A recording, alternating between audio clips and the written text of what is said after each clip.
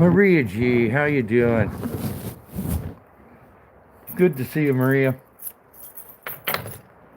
I'm back home now, just having a cocktail, chilling, 420.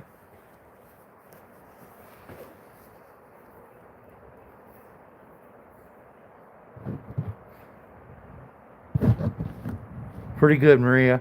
Maria, can you hear a lot of wind noise?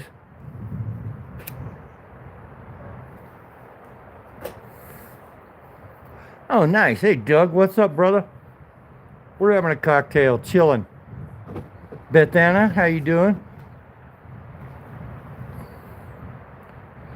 Okay, cool. Cause we got big wind here too. That's why I can't make a fire. But I got right on. I got a oh, my mic's kind of muffled with the tip of a sock, and so it works. Sometimes it doesn't.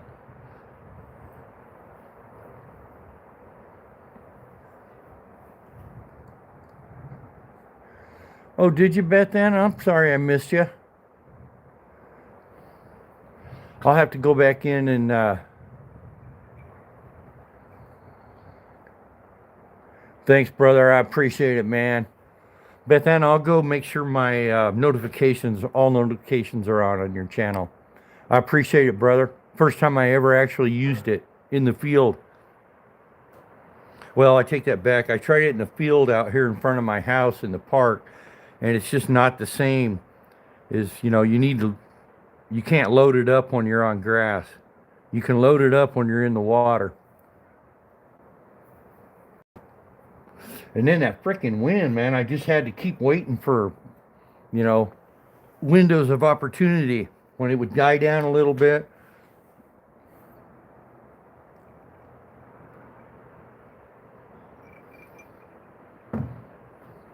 Man, I sure enjoyed myself today, though. Even though it was windier than hell, I still loved it.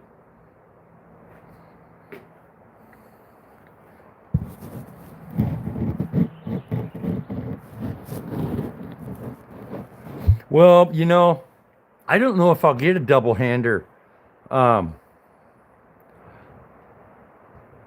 because I mean, that's probably the Columbia. Those are some pretty big rivers. It would be nice to be able to get out there, way out there. I haven't. I've just looked at some of the cheaper ones, like the company I bought my two fly rods through, that Max Catch.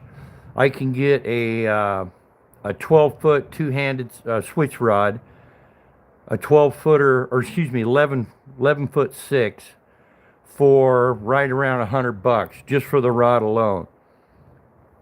But if I'm going to do that, I might as well spend the money and buy a decent rod. At least a couple $100 on a rod, and I can get a decent reel for $40.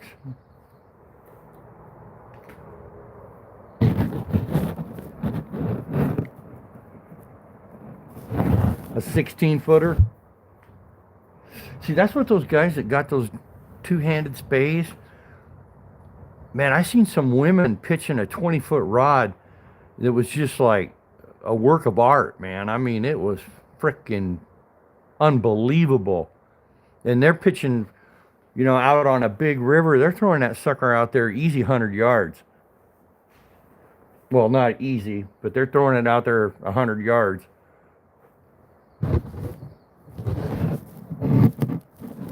Yeah, I'm casting 50 yards, buddy. If I don't have the wind to contend with and all that, yeah, I'm pitching it out there 50 yards. Feels good too, man. I mean, it feels so good.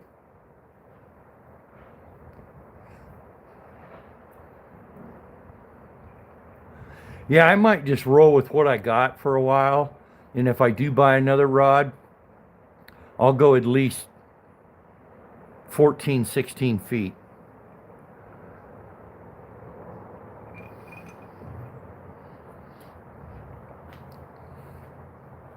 And today too, I kind of figured that I'm on my first drink, bud. But I've had a few bowls, so that's probably what did it. Yeah, I feel pretty high, really. Yeah, I'm on my first cocktail. Oh my God, the wind down there was so bad today. Even the wind right here, right now, is pretty bad, but it's not as bad as it was down on that river, man. Damn. But yeah, I can't burn today, no way.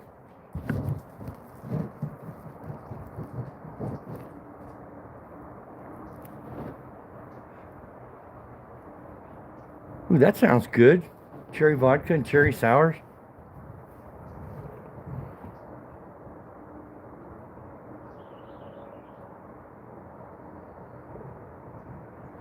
Yeah, it's nice to be home, man.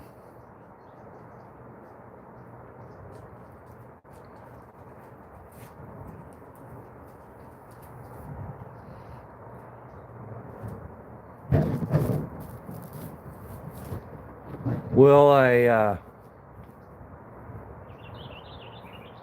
yeah, I do. I like sours too. I'm drinking vodka and lemonade,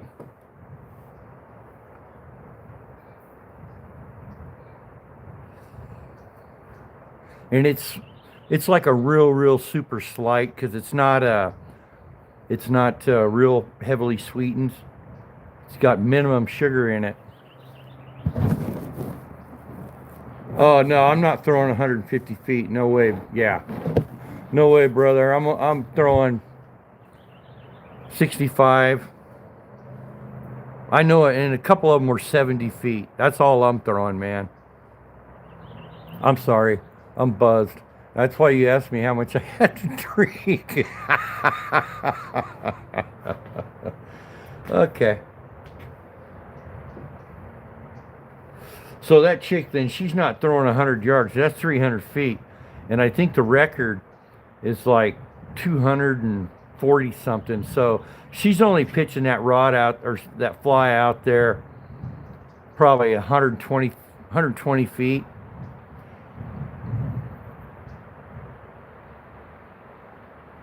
Ooh, vodka and Coke. Ugh. Yeah, that's why you asked me how much I had to drink.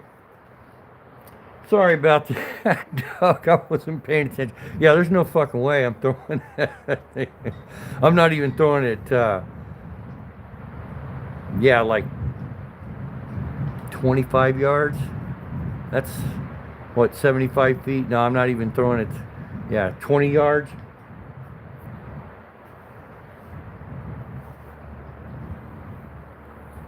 You know, the other night, when my wife made that roast, she only used about three-quarters of the Coke, so we still had, actually not even that, about half of that Coke to put in with the roast in the Instapot. So I was like, well, I don't want to throw that Coke away. So I was like, well, we got some brandy. Try brandy and Coke. It wasn't too bad, really.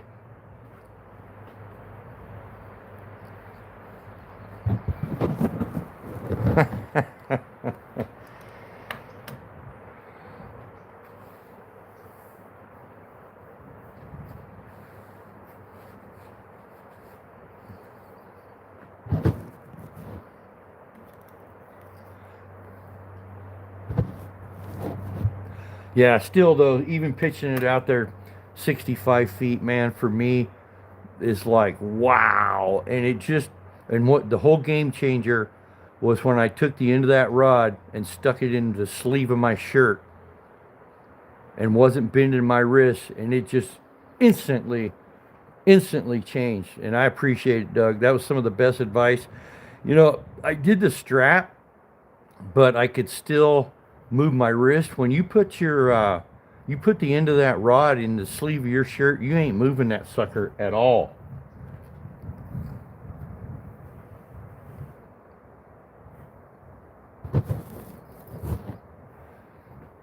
Yeah, I'm loving that cast now, man. When it's there's no wind, man, I can put that out there. And I figured out the strike indicator today. What I was doing, the reason I'm having such a hard problem is I was trying to go the exact same speed as when I'm doing a dry fly with no indicator, you know. So what I did is I just slowed it way down, and boom, that took care of it right there. But the wind still loved to suck that indicator up.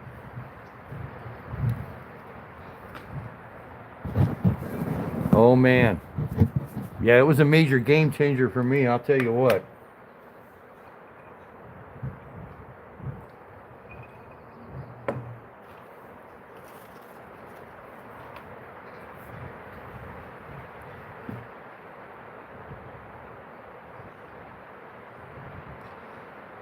Man, this wind sucks.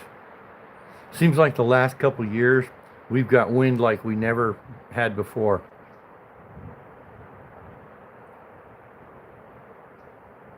Yeah, I really appreciate getting all the advice from all you guys that are fly fishermen. I mean, it's just it's nice that I can pick and choose like that little tippet ring, stuff like that. And I usually have about, oh, I don't know, about 16 tippets made up anywhere from 5 foot to uh, 12 foot in case I lose my all my leader. And I carry a couple extra welded eyes.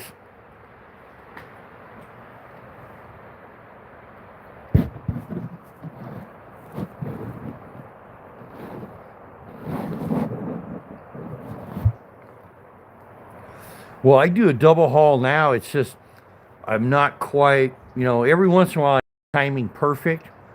And then that's when I throw that sucker out there 70 feet and I hit the end of my fly line. And that happens a few times now that I don't bend my wrist as much. So I can pay out more line. But I've got 50 yards of float line, fly line on mine. I don't know if I'll ever get to pitching 150 feet, but I'm pretty fucking happy with between 60 and 70 feet right now. I mean, it was just like, oh, a blink of an eye, boom, it just happened.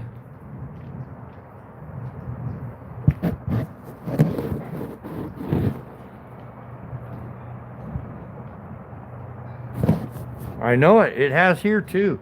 And the last 2 years has been really bad, but yeah, it's just the last 6, 7 years, it's just slowly been building up. And then this year, man, it's like, Jesus Christ, we had that windstorm, 75-mile-an-hour windstorm.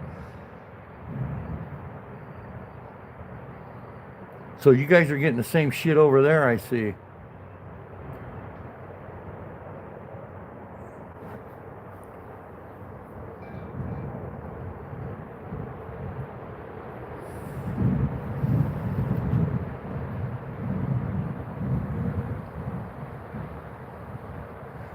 Yep. That's how it's been here too for the last couple months, man. And until the snow melts off the ridges behind me, that's when the wind stops. But I got a mountain range behind me, the Stewart Range, and there's a bunch of alpine lakes up there. It's called the Alpine Lakes, or no, it's called the Enchantment Lakes Wilderness. But there's still a lot of snow up there. Until that snow's gone, the wind's gonna blow every frickin' day. And then once the snow's gone, it stops.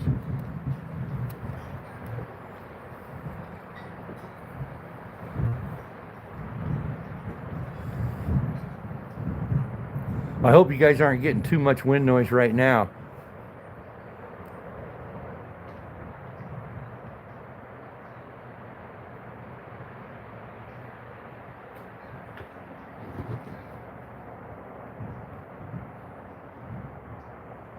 Oh, okay. I've never thought about my footwork. Yeah, my feet are usually parallel. So I'm going to want my strong foot behind. Okay. I'll try that next time I go out. You guys had enough wind? You guys all going inside now? The dogs, they've been out here, but the old one, the female, she just went inside. She's had enough.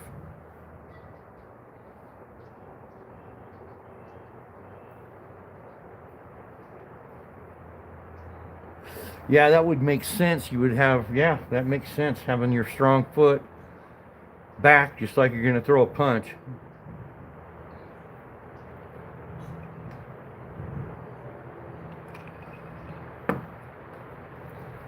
Wow, that vodka's tasting pretty damn good.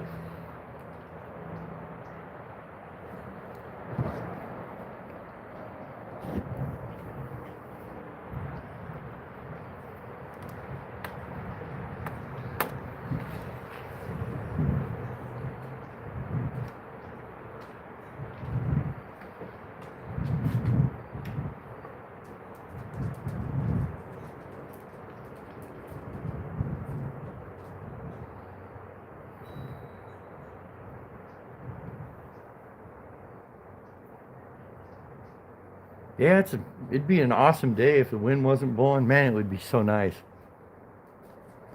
But they were calling for overcast all day, and that it was only overcast this morning, and it was gone.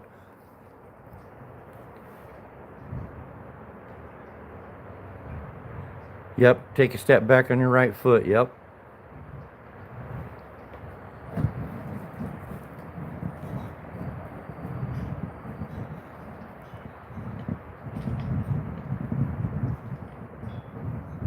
Oh, okay. You know, that's something I'm gonna do too when I buy new line.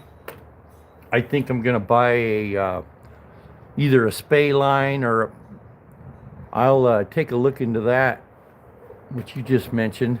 What is that again? Rio lines.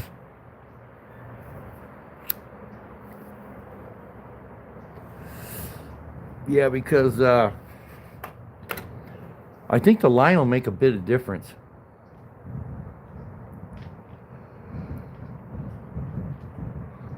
Yeah, I was looking at a single hand spay line for my replacement.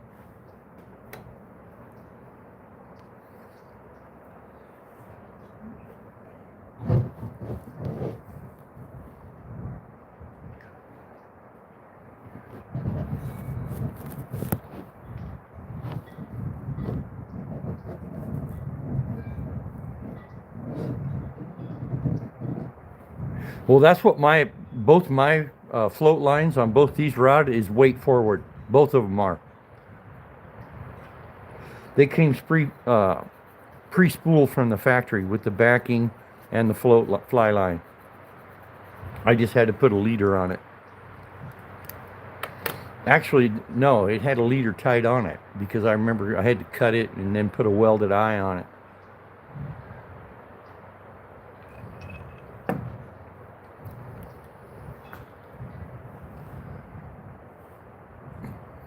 Yeah, both mine are weight forward.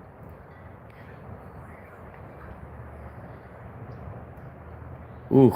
Well, I know I was looking at some of that double-handed spay line and even the single-handed spay line, and it was anywhere from 35 bucks all the way up to $105.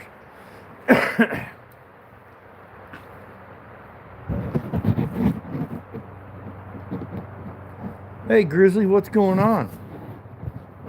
Thanks for coming in. Yeah, I'll check on that Rio and see.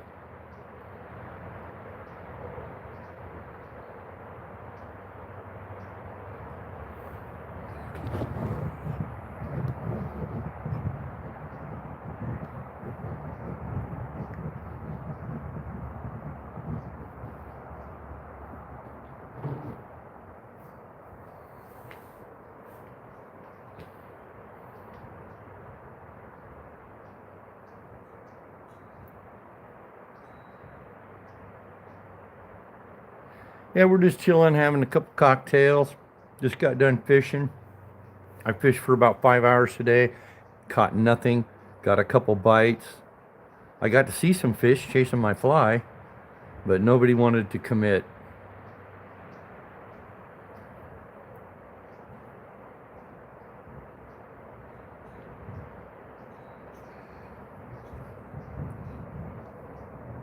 That's what they call it, fishing, right?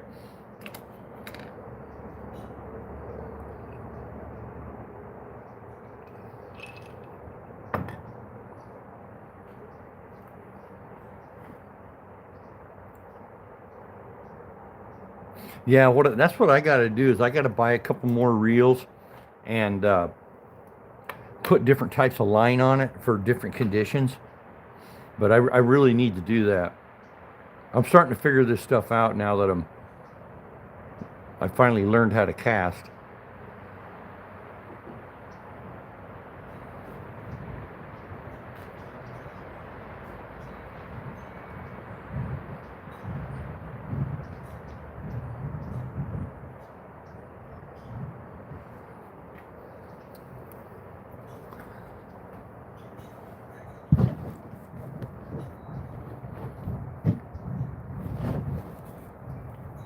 Oh, there you go. Get the spools. There you go.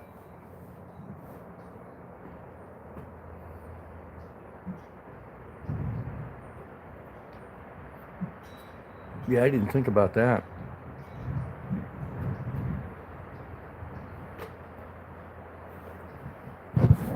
So mine's a cheap setup, Martin.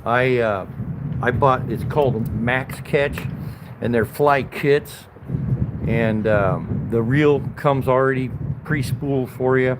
You get like 12 flies, a hat, a line straightener, a line snipper. For like my 4 weight 8 footer was $78, and this 9 foot 8 weight, it's got a 7/8 reel on it, but it's all Max Catch, all made in China. But I mean, it seems to work pretty good. I mean,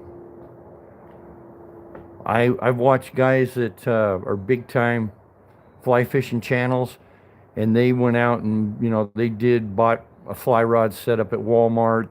They bought the Max Catch, and they said out of all the cheap budget rod kit setups they got, most of them preferred this Max Catch. That's why I went with it.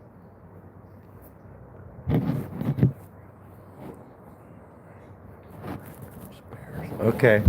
Yeah, this company where I bought this stuff from, it's they sell spare spools, so I can order right off of them guys.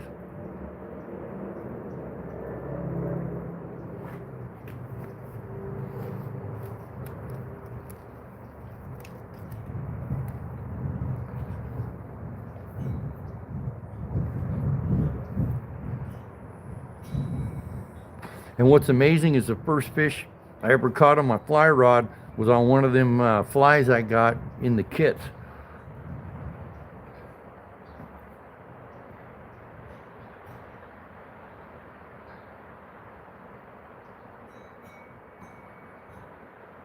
Yeah, I think that Yakima River might be promising. Once the wind stops and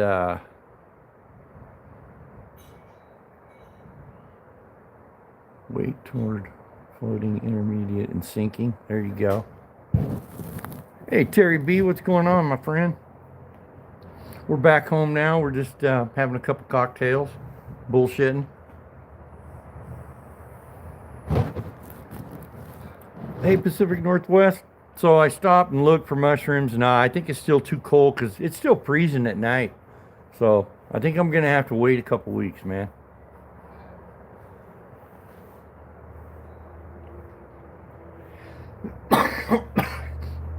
That's what I probably should do is get a spool set up with at least some sinking line on it because mine's floating. But my leader is not floating, so it pulls about the last foot and a half of floating line. It pulls it underwater about a foot. Hey, Billy Bob, what's going on, brother? If I got a wet fly on. Steven, what's up, my barrel brother? We're back home now. We're having a couple cocktails. Smoking. The smoking lamp is on. Thanks, Steven. Appreciate you, bro.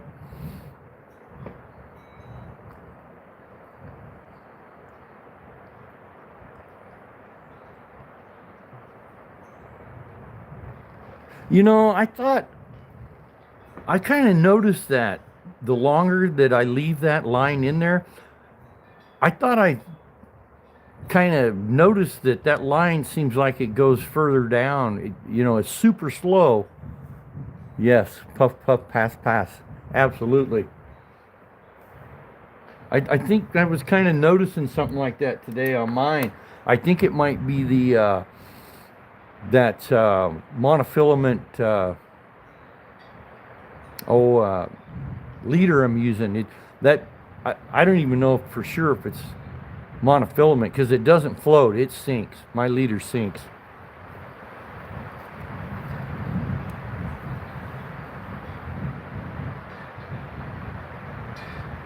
I appreciate it, brother. Thanks, man.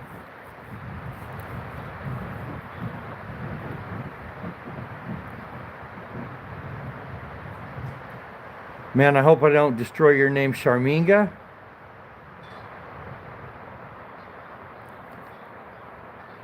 I'm in Central Washington State. Fluorocarbon. Yeah, I think that's what it is. Yeah, I'm in Central Washington. In fact, right here where my house is at, I'm only about I think I'm like 11 miles from geographical dead center of the state.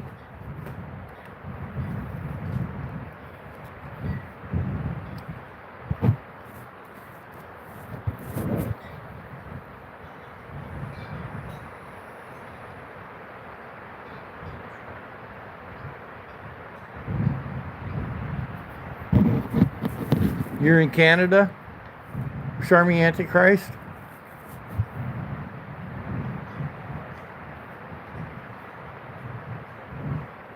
Are you on the east coast or west coast of Canada?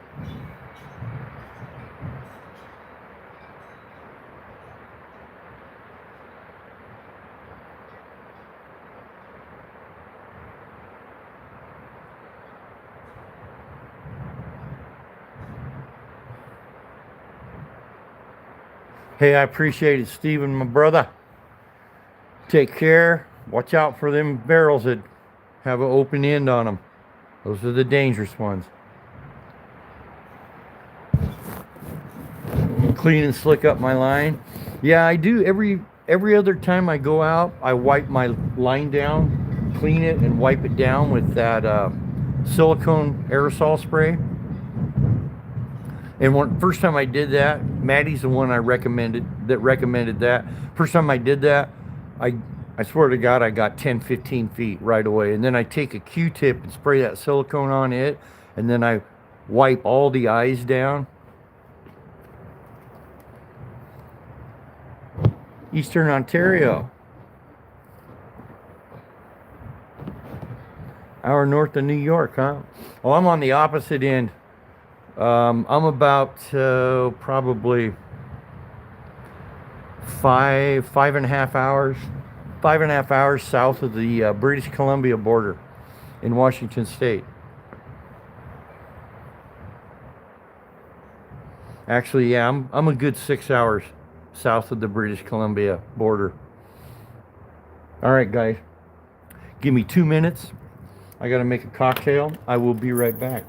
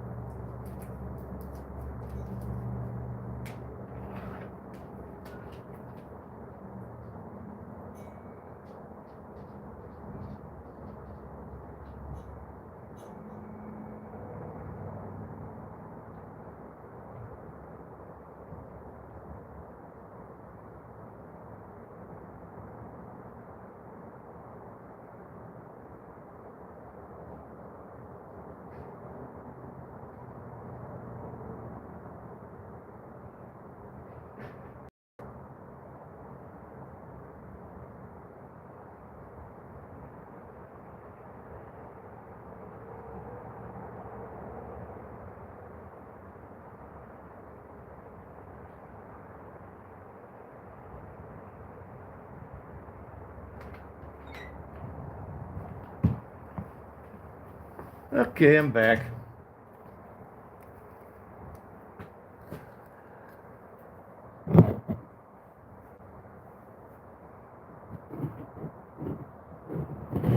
Yes, it's cocktail time here.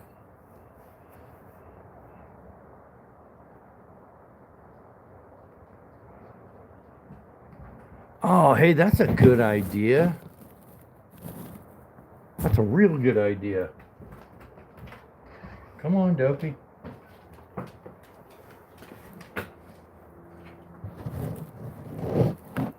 Four Ring, what's up, man?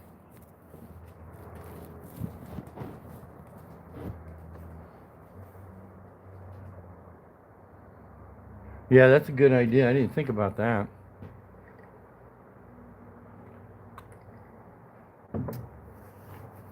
Yummy. Vodka's tasting pretty damn good.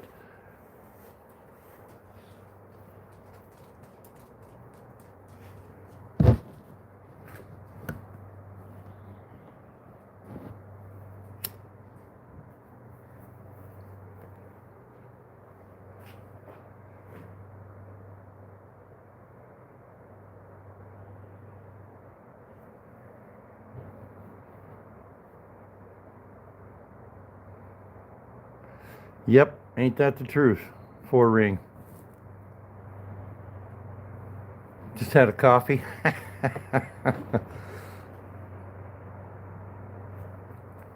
Yeah, if I drink coffee past 10 o'clock in the morning, I will be up till midnight, 1 o'clock in the morning.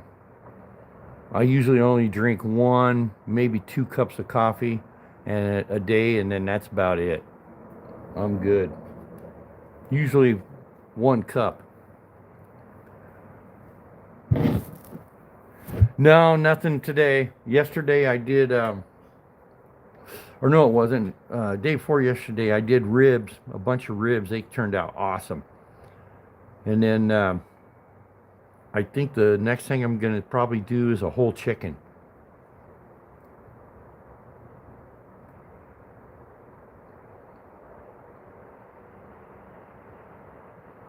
Tonight I think we're doing leftovers. I still got a bunch of ribs. We got a big pork roast the wife did in the Instapot.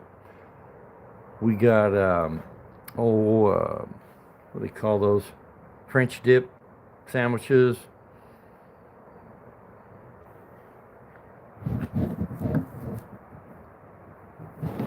All right, Steve. Thanks a lot for stopping in, brother. What time is it here?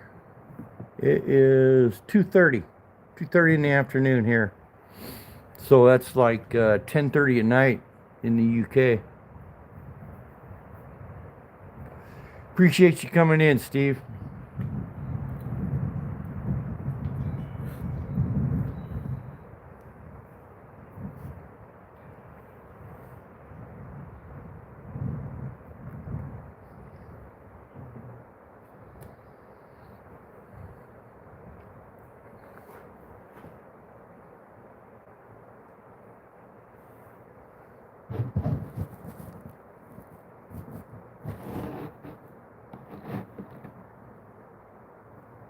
Oh, gout. Yeah, I know it. That sucks. My buddy, my working partner that I worked with, he had gout, and oh man, when it was giving him hell, it was terrible.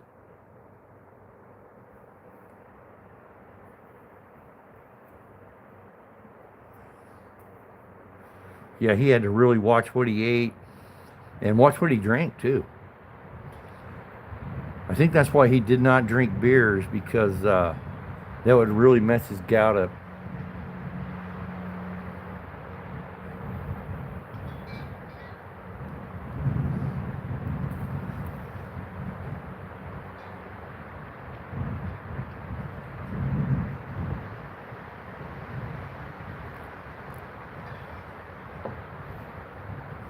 Yeah, that wind is just going for it, man.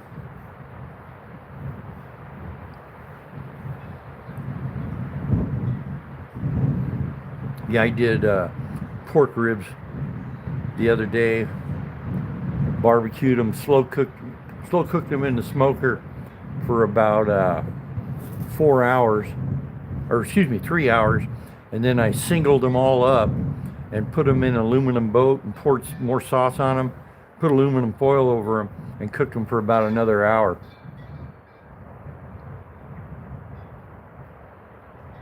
Yep, got to limit the red meat. Yeah, that's what my buddy he was. He's a fisherman, so he caught a lot of fish. So he ate a lot of fish, and he ate a lot of chicken and turkey.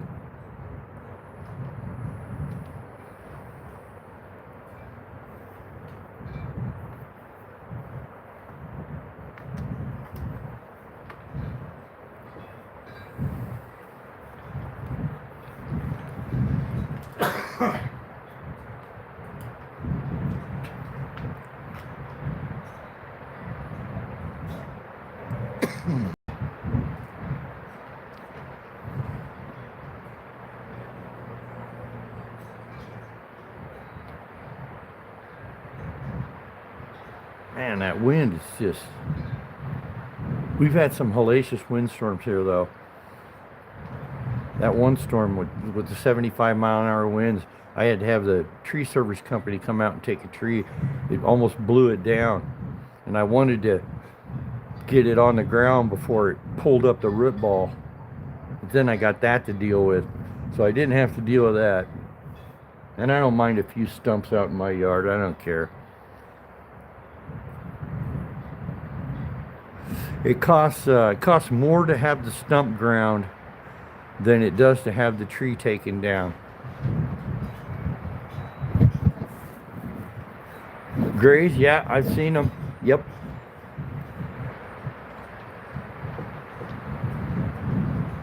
Yeah, I know, it's crazy, isn't it, Pacific Northwest? Yeah, there's Gray's fly rods. In fact, I seen one the other day on Facebook Marketplace.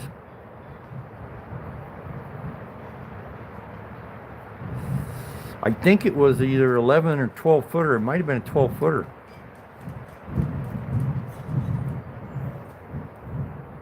I've been looking on Facebook Marketplace quite a bit for fly gear, well, for fly vices, fly material, and seen a couple really cool antique bamboo rods, but I'm worried that they may be cracked.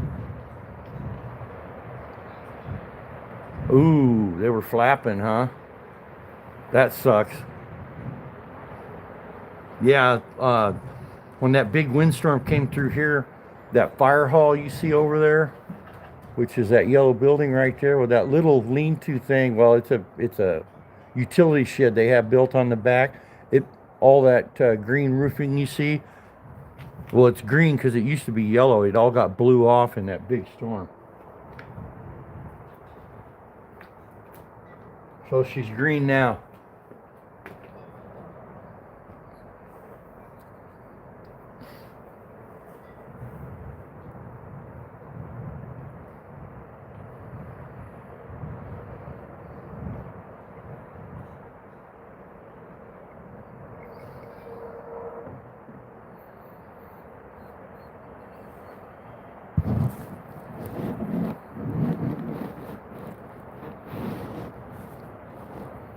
Oh, that sounds good. Yeah, I do mine for 3.5, 4 hours, and then I put them in that boat, single them up, and I cook them for another hour. And the whole time I got a pan of water in there. I use for my ribs, I used hickory, hickory and apple mix.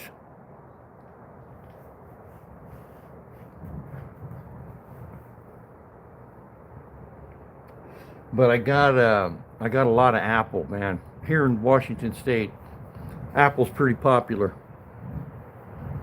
especially over here in Wenatchee. We got an abundance of it.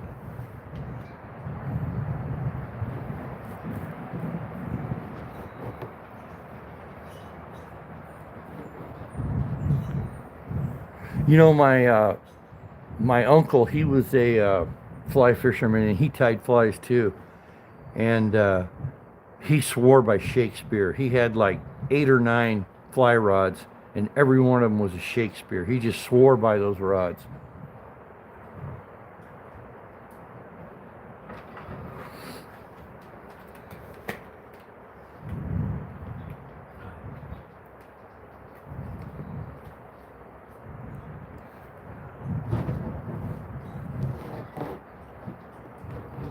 With a milder taste, nice.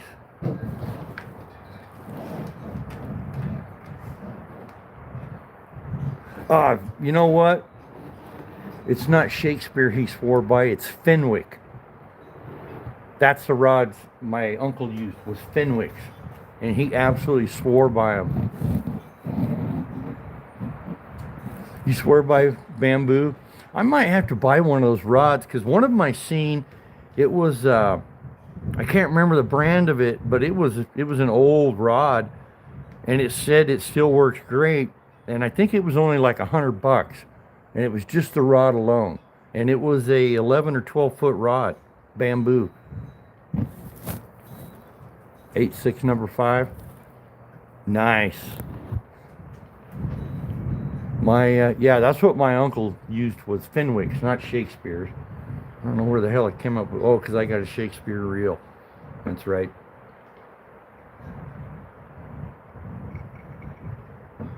So, Pacific Northwest, you're a fly fisherman?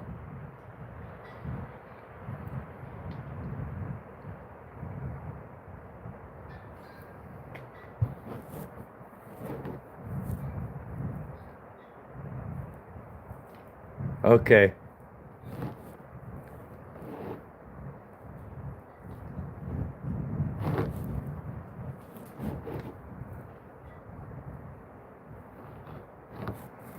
Butcher paper it? Yep. That really holds that juice in, don't it?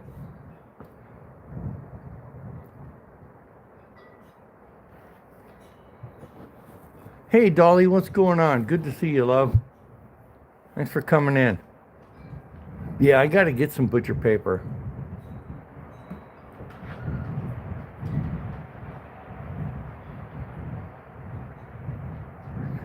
Hell yeah, buddy. I'll tell you what, man. Once you get the cast down, I didn't even have the cast down and got my first fish. And I'll tell you what, after that, man, I was hooked. And the biggest trout I've caught on it is 13 inches, 13-inch rainbow. But I'll tell you what, man, it may as well have been a 2 pound fish.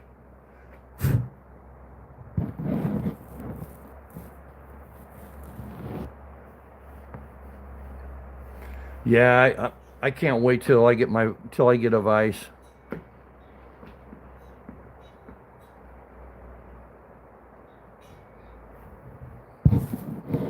Hey, Top G, what's up, my friend?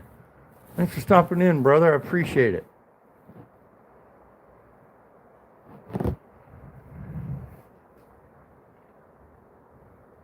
Now we're having leftovers tonight. I did some ribs day before yesterday. I still got a bunch of them, man. I did a huge rack on the smoker, and then we got a pork roast the wife did in the Instapot, and we got something else too.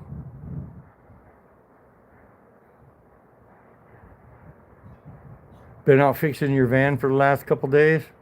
Yeah, I looked for you this morning. I kind of woke up early and I didn't see you on.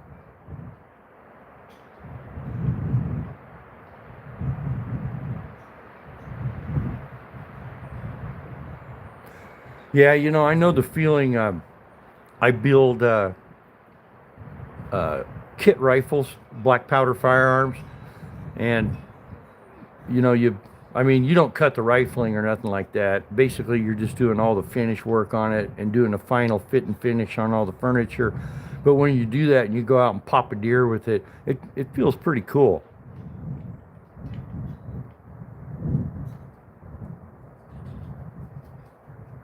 Back on Monday? Right on.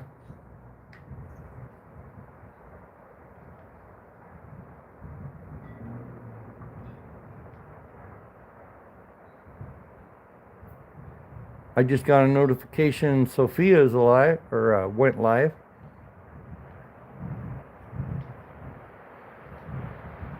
Oh, no kidding, since you were 6?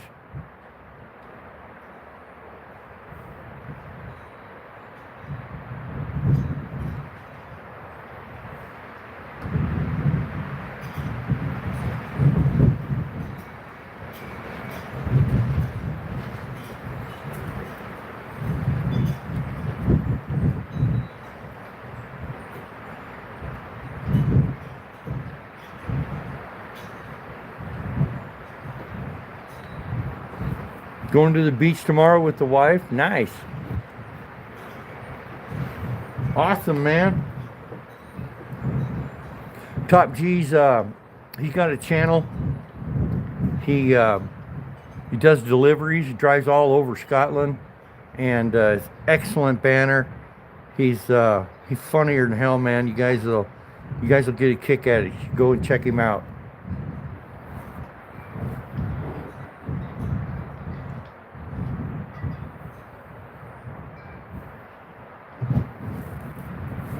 Debating taking your kayak? Man, I'll tell you what, I don't know. I'm kind of paranoid about a kayak out on the ocean.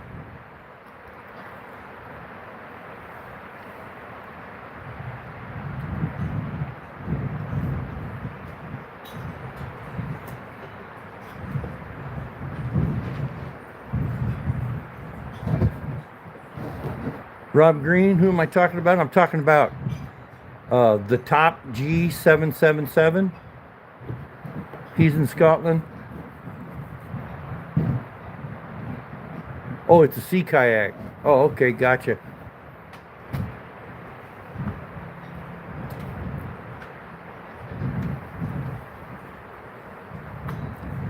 Yeah, no doubt, man. Enjoy.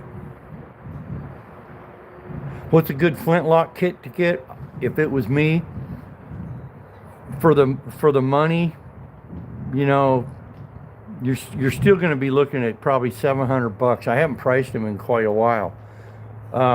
You're still looking at a Traditions, you know, you're looking at $700. But you know, if you want to go big time, oh, I can't remember what the hell that guy's name is that builds the custom flintlocks. I mean, they start out at like $1,400 fucking dollars. And so I just went with the Traditions, and I bought the Pennsylvania, but I didn't buy the kit. I bought a completed rifle, and I bought it about 5 years ago, and it was $720. And like I said, it was a production gun, but out of all my flintlock, or out of all my black powder firearms, that flintlock is the only one I took right out of the box, and that gun was shooting almost dead on.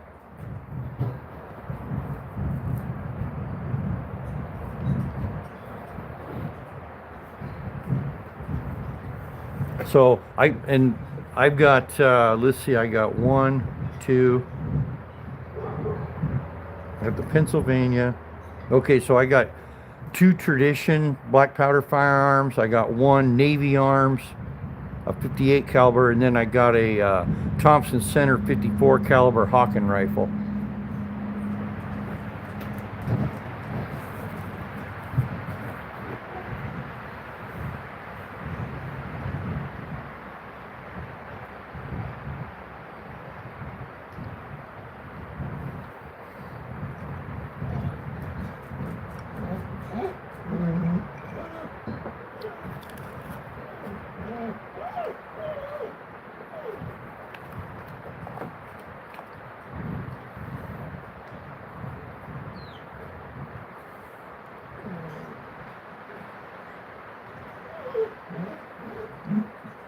I love flintlock, man. It's so fun to shoot.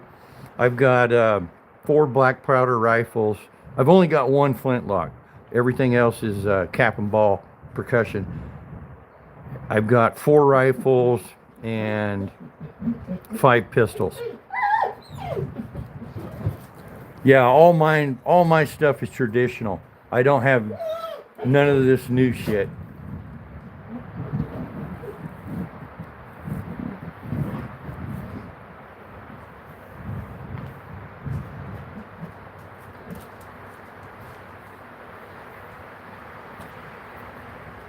Yeah, Rob, you should go check out Top G, because I mean, almost everybody on there is from Scotland.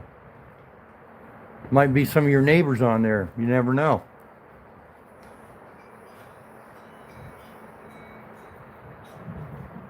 I mean, there's people on there from everywhere. Don't get me wrong.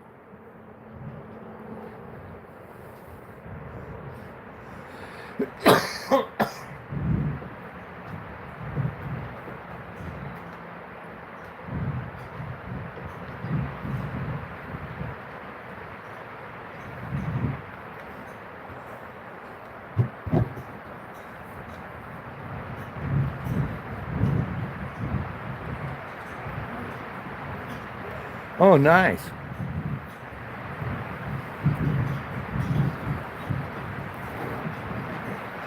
There you go. There you go, Rob.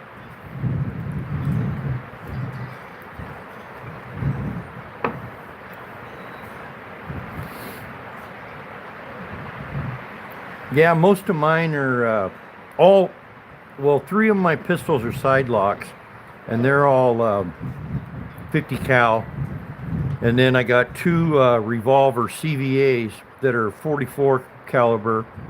And then I have the four rifles, and one of my rifles is a 58, one of them's a 54, and then two of them are 50s.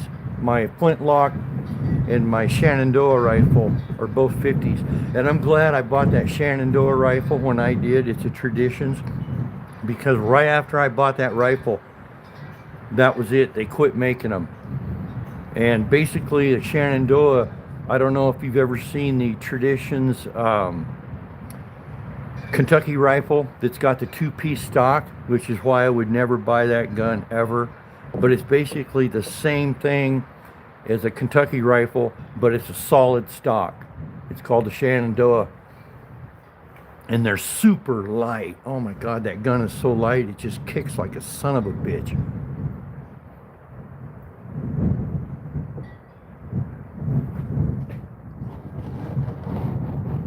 Yes, you're absolutely right.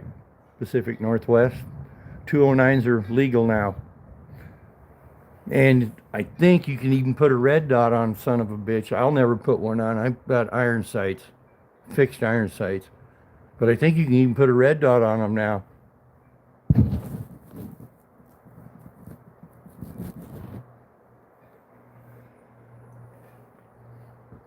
Which, you know, they need to change that. All right, Top G, take care, brother. Thanks for stopping in, man. Appreciate you.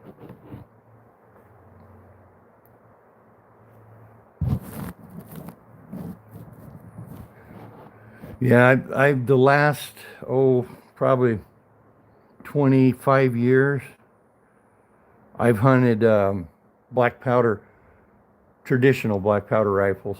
One year I hunted a recurve bow.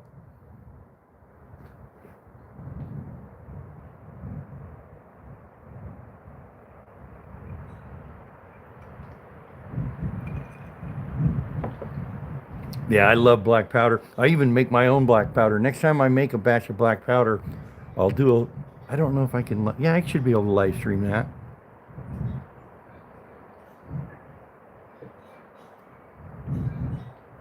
I love hunting it. It's so fun, and I always pack a one of my 50 caliber pistols for a backup.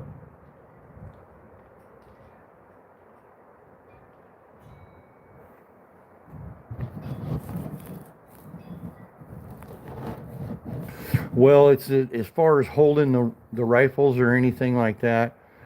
You know, it's just like any other firearm. You can't touch them at all. But you know, I don't think I can make. Well, I don't know. I see guys making black powder all the time on YouTube. Several different guys making black powder.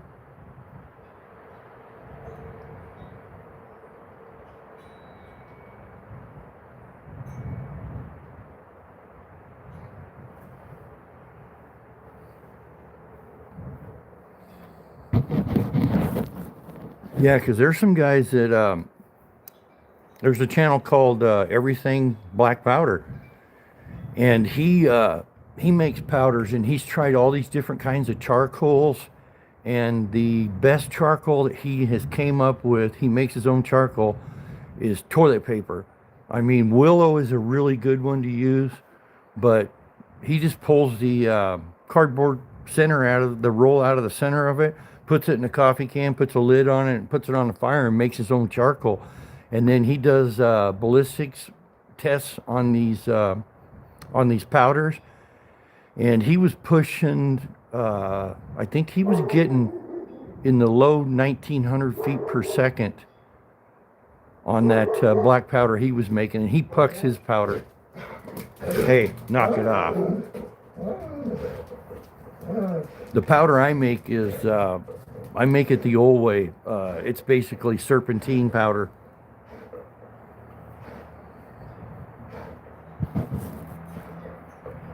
You seen that video too? Yeah. Yeah, he's, I can't remember what his name is, but he does some hellacious stuff with black powder. Yeah, I follow his channel. He's got some beautiful rifles too. God, I wish I could remember the name of that rifle. That's they're real famous. They're made in America. They make is flintlocks. Wish I could remember the name of that outfit. Damn it. But you want to talk about some beautiful rifles. And they're kits, but the kits are, like I said, I think the cheapest kit now is around $1,400.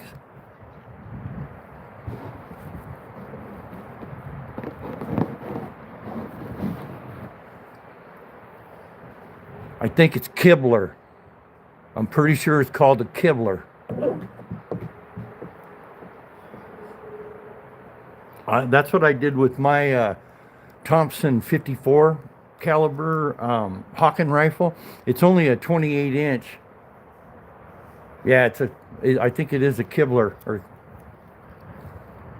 Yep. But I bought a stock. It's a grade 3 curly maple, and I got rid of that half stock that the Thompson came with, because it wasn't a kit gun. It was a production gun. But I fit that curly maple full stock on it, grade 3. Man, that thing came out fucking beautiful. And then I did a lot of the furniture in copper, man, and used a red dye mixed with my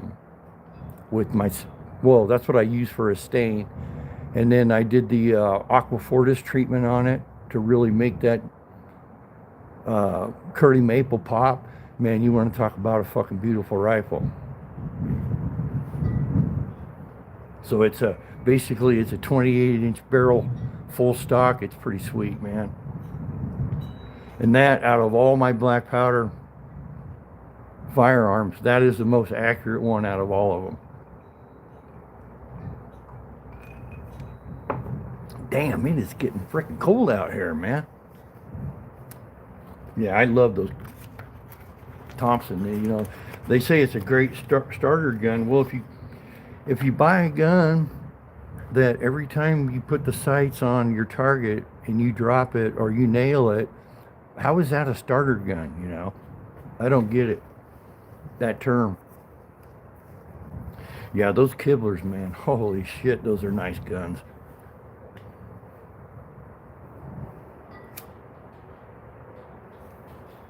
He was, at one time, he was talking about starting to build a flintlock pistol.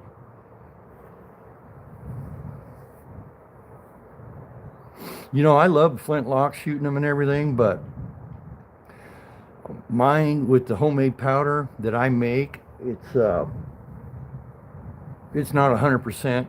I get probably 15% of my of the time when I pull the trigger. I don't get ignition. I get flash in the pan.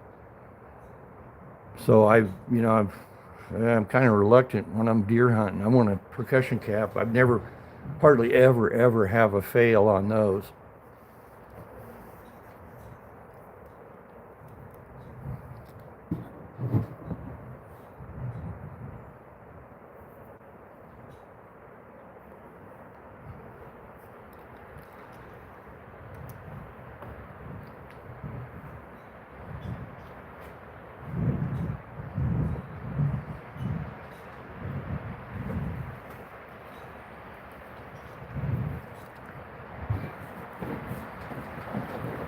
Oh yeah, you know what? Those Pedersalis are excellent, excellent rifles, and they are absolutely beautiful too. You know, and they're what those are is those are a step between like a Traditions or a CVA.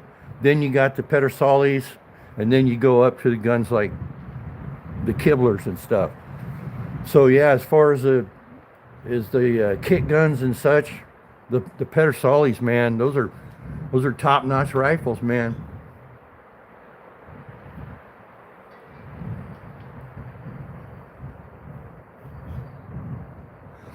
Yeah, so that 58 caliber I have, that Navy Arms, it's a 58 caliber Zouave, and you know it's an exact replication of the Civil War rifles. So it only had three rifles in it, and it's those tapered rifles.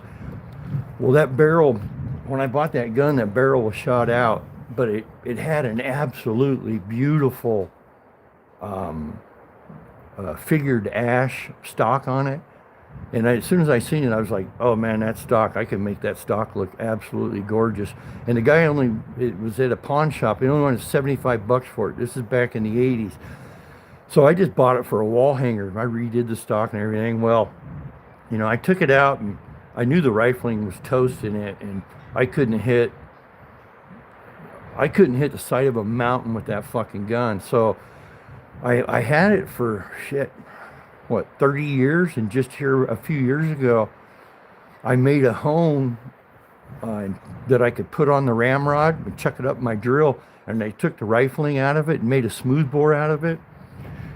At 50 yards I can hold a 4-inch pattern with that gun now, man. I was like, nice, this is awesome, man. So, and the nice thing about a smooth bore is I can shoot, I hunt grouse with it too.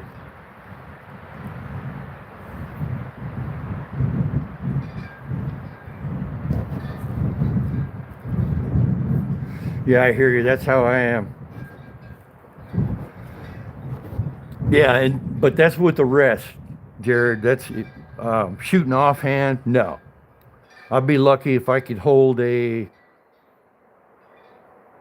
10-inch group. But with the rest, yeah, I can hold a 4-inch group with it at 50 yards.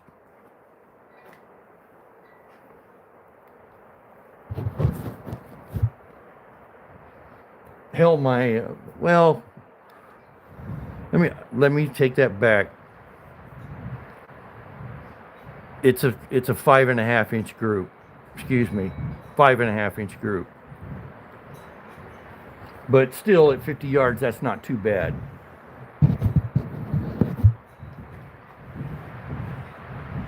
Yeah, I had one shot that was sweet, but no, on average, yeah, I'm shooting about a 5.5-inch group with that smooth bore.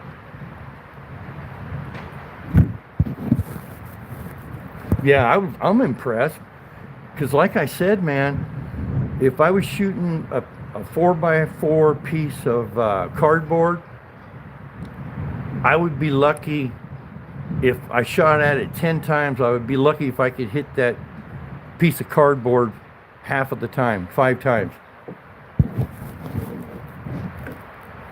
No, I didn't catch anything today alive. No, I'm just up here. I went fishing today for 5 hours and got like 2 bites. But I'm just chilling at the house now, having a couple cocktails. Hey, Thumbelina, welcome.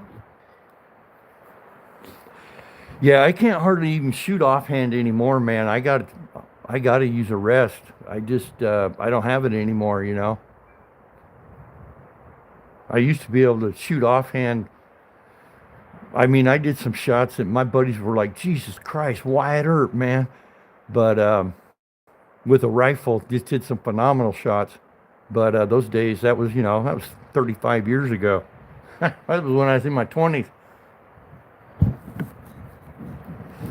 Rob, cocktails, fancy.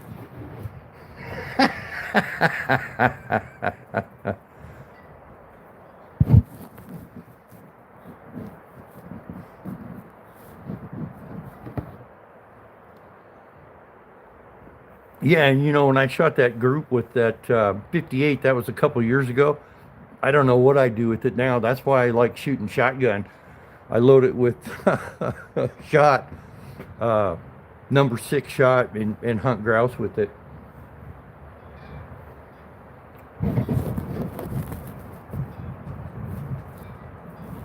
I appreciate it, Alive. Thank you, man. Yeah, I got skunked today. That's all right. It was so windy, man. It was just a struggle all day. Bless Mama, what's going on?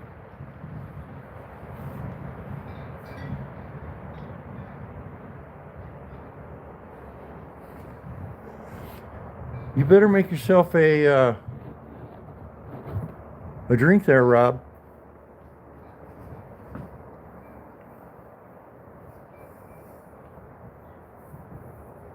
I will say, though, I can still fly fish, and it doesn't really. I get a little bit of a stiff neck, but it won't be until tomorrow. But I so enjoy it. Had your garage whiskey, non-alcoholic beer. I seen when I stopped in and got a that jug of vodka. I seen they have. I looked for Guinness. They didn't have Guinness, but they did have this beer called Irish Death, and I've had that before, and it's a lot like Guinness, but next time I find some Guinness, I'm buying some because I got to try it again. I haven't tried it in about 30 years, so I'm gonna try it again. Maddie and Chloe swear by it. It's just joking. How you doing today, Bless Mama? Good to see you.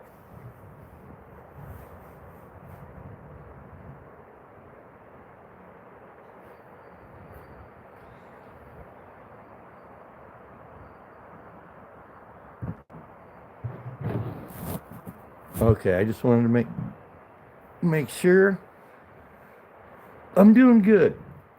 Had a great day today. I mean, granted, I had to fight the wind. It kind of beat me down, but I still had a great time. Didn't catch anything, but I just love being out there and doing that. It's a lot of fun.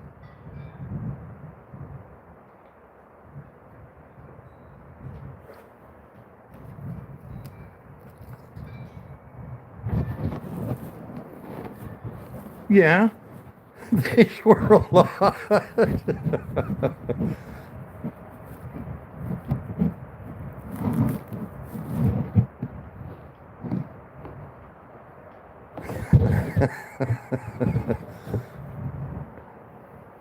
Nothing wrong with that. Man, my wife swears a lot too, but I swear a lot too. I just try to really watch it. I'll drop F bombs. Don't get me wrong. Especially when I'm fishing, I drop a lot of F bombs. But yeah, my wife's got a trucker's mouth. My Uncle Bob, I remember he was a cattle rancher, and every other word out of that man's mouth was the F word or cocksucker. He used those two words like every other word.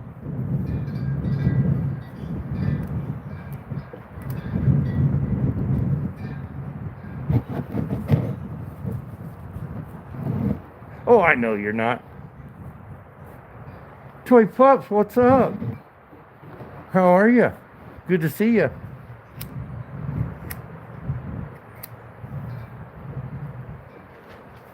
How are you?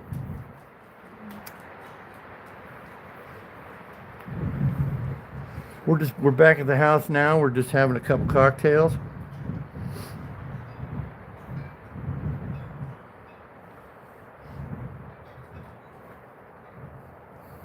Thank you so much for coming in. I appreciate it. Good to see you. I'll make sure I stop into your word puzzles. I was looking at one the other day and you had like 4,000 views. That's impressive.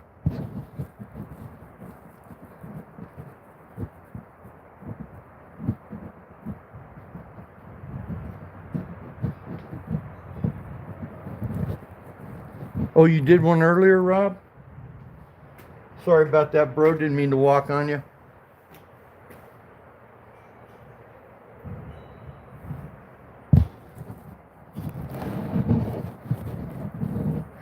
Yeah.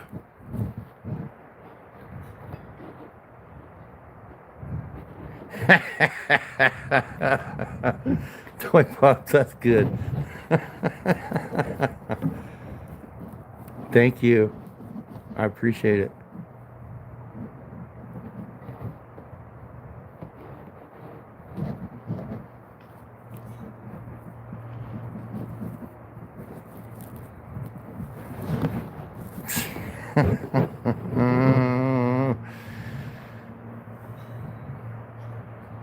Okay.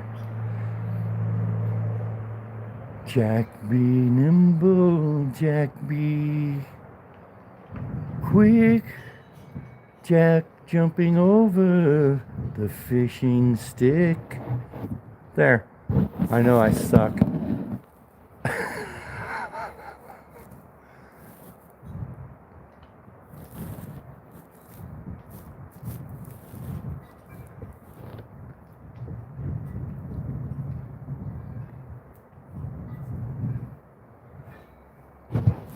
I know, it's terrible, wasn't it?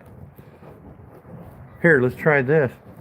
Let's get back up here to the words again. Okay, here we go. Nah, just kidding. I don't do rap.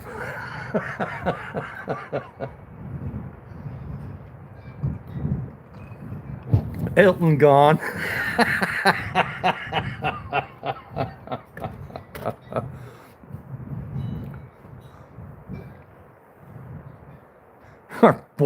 Boy Norge.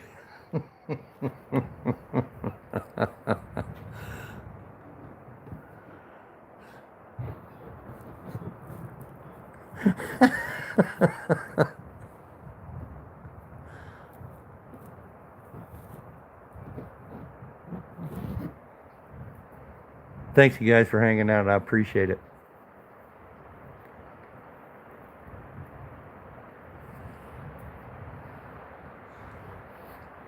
Oh, you guys are too flattering. Very derp. No, that's okay. You don't have to. You don't have to retract it. Tom Drones.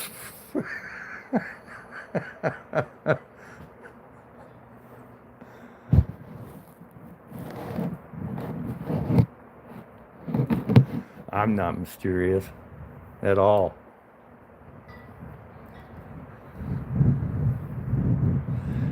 I hope you guys aren't getting too much wind noise.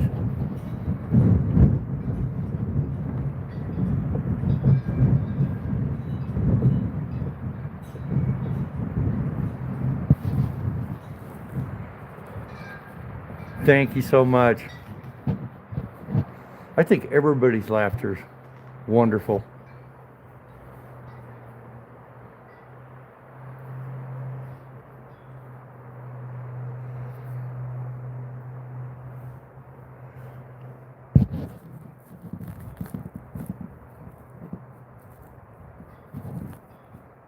I have fun dealing with trolls. I gotta say, I really do enjoy that part of YouTube. They're fun.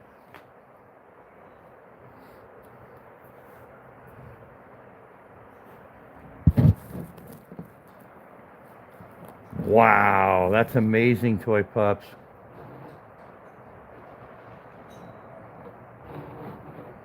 That is absolutely amazing. I would too. Tom Petty in the ear breakers.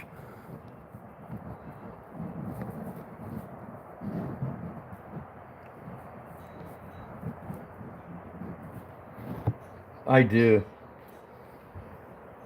I always keep them around for a while, toy with them. You know, it's just getting you more likes and views.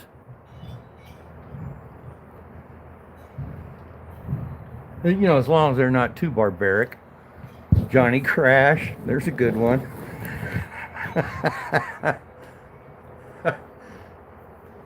Let's see, I gotta try to come up with one now. Kind of on a roll there, Rob.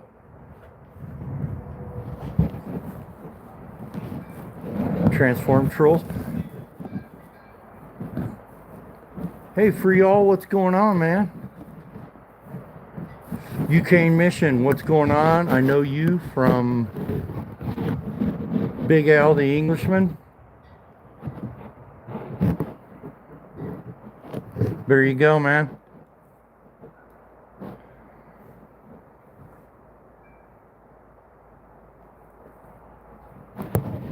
Where did the turkey finish? At the Frigo?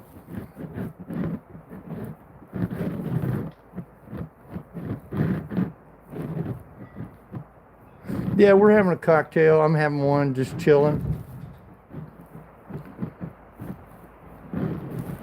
I don't know what the Frigo is, Alive.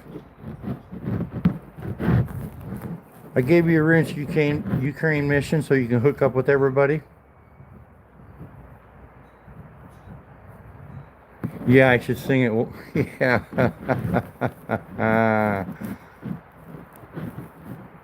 It's not bad. I wish, I could have it out back, but there's too much snow falls on that side. When is it time for people to leave? What kind of question is that, Rob? We still got people showing up, man. Yeah, I could sing it. Let's see. Mary Jane, you tripped off the kill.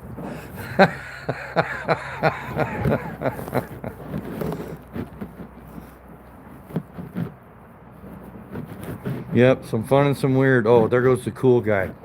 So he's this dude. He got divorced from his wife about, I don't know, 6, 7 years ago, and he bought a Corvette. And he's this short little fat guy, and he walks his dog all the time down this way in front of my house. He's got a dog about this. It may be as big as a rabbit, which I don't have anything against small dogs.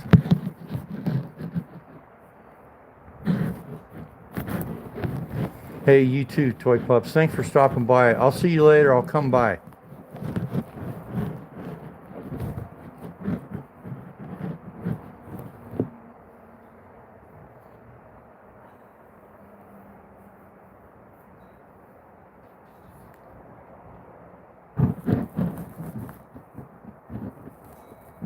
I know. That's why I said that. Nothing against small dogs. And I don't. I'm a dog lover. I love all dogs. I don't care how big they are. But for that guy, he had to get him a Corvette. He, I don't know. I would have got a fly rod. Love you, Toy Pups.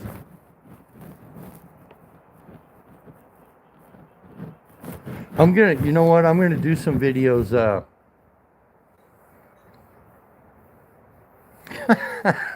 Toy Pups.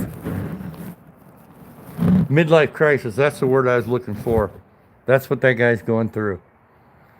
Yeah, I'll make some videos when I'm out shooting my black powder firearms. I can't do a live stream, but I can do videos of them.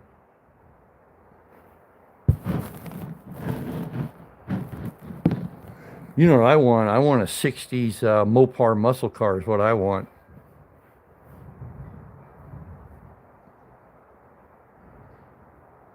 Oh, I know. Yeah, kiss them puppies for me.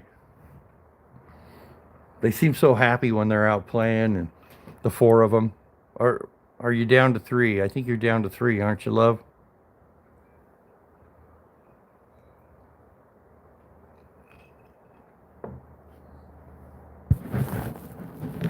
The fourth funniest person you know?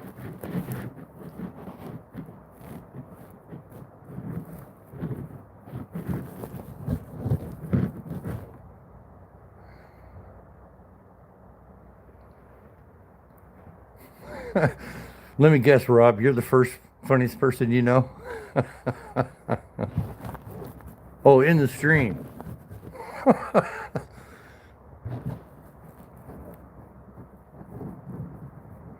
You got a Grand National? Oh, those are sweet. Those are sweet. Those I really like that body style on those cars.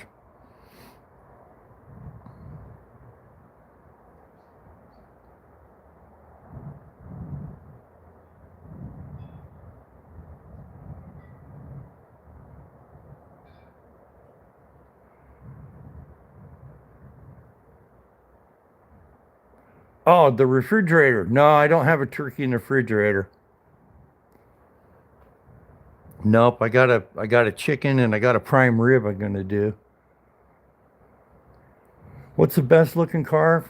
In my opinion, my favorite car is probably a 64 Chrysler with a 413 wedge in it. Push button tranny.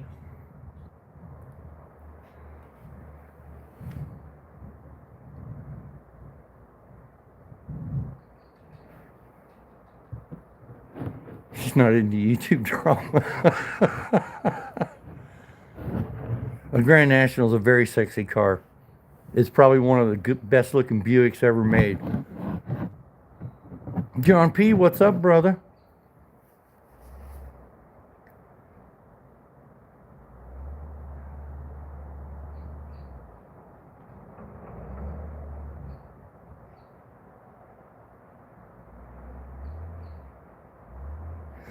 No, dude, that's all cool, man. No, once I actually buy the Vice, I love smoked chicken. Um, then I'll start getting the stuff. My wife really doesn't want me to get a a fly vise because I've with the hobbies I have now between my muzzle loaders and my fly fishing and you know um, the boat, the four wheeler. I got a lot of toys I got to maintain. I'm always messing with. I think she's kind of bummed if I get a fly vise. You know, she's like you're just gonna be on that fly vise all the time. You know, and which she's got a point.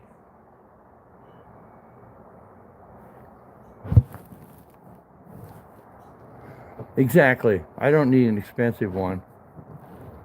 She's just worried about me spending too much time on it. Because I got a lot of shit I got to do, man. This yard, and I got still got probably 2 more weeks of yard work before it's done. And then I got a,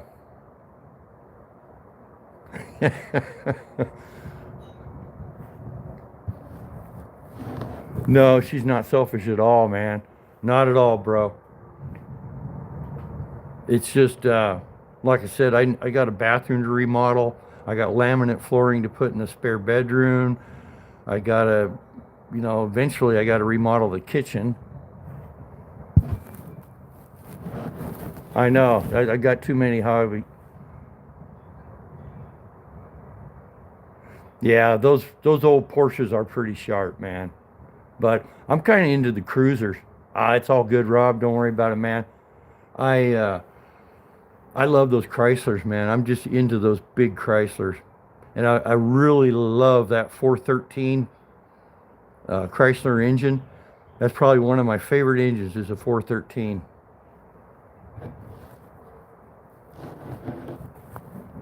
Yeah, I do.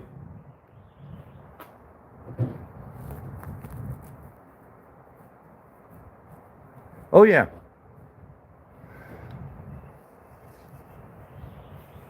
I do free fall. I've got my classifiers, got a couple pans, got my sniffer, all that stuff. I've got probably an ounce and a half of gold that I have gotten over the years. But I mean, that's like over the last. I think I first started prospecting when I was 13 years old, so it's like over the last 50 years, I've got an ounce and a half.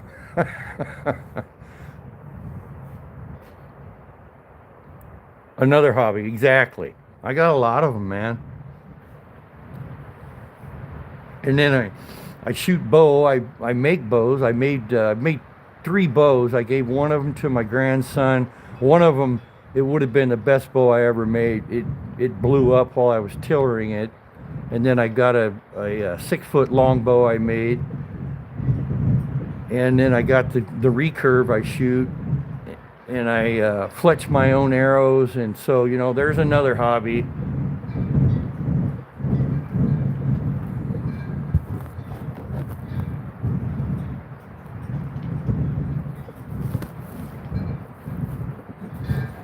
Tiny stuff. Yeah, most of the stuff here in Washington State is all placer gold. You know, little tiny flakes and stuff. The nice nuggets I got, all that stuff came from Northern California when we lived down there when I was young.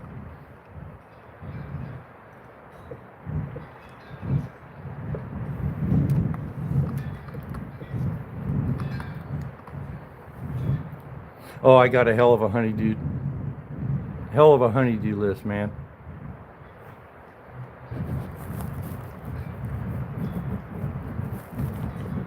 Do you? Right on, Jared.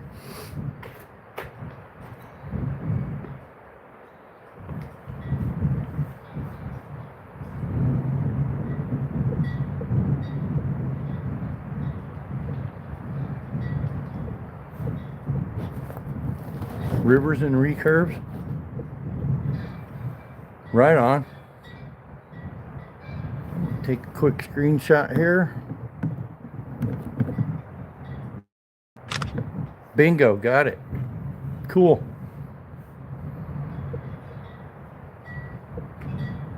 I will. I'll check that out. I watch a guy. God, what the hell? He's up in Canada, and I can't remember his name now. But he shoots. He's really into. I've seen him shoot a couple recurves, but he's mainly into longbows. What the hell is his name? Damn it! I wish I could remember. He's got long gray hair. He kind of dresses the part.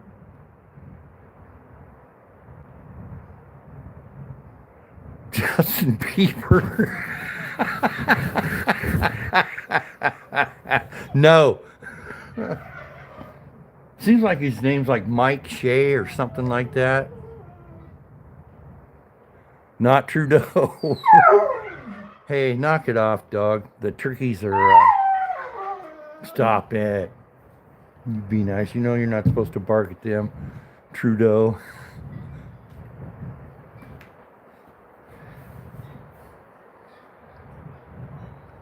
Oh, I know what it is.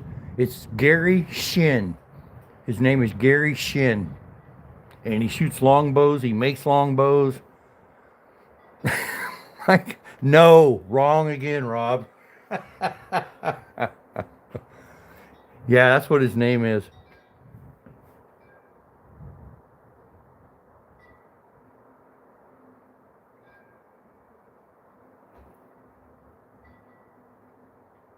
Gary Shin.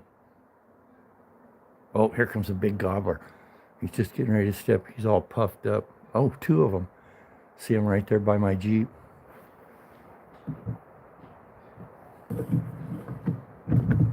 Mike on. No. IP Freely? Nope. Seymour Butts? Nope. Here he comes. Big tough guy. Here, I'll throw out some seed.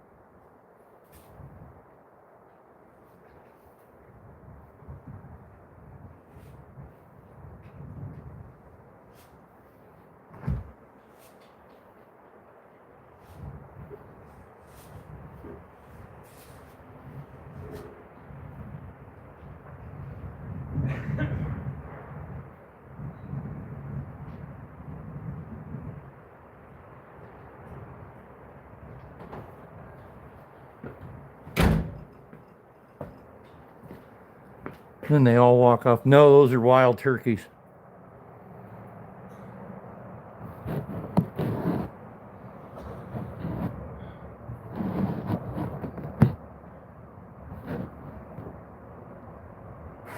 For cooking. Yeah. Craven Moorhead is another one.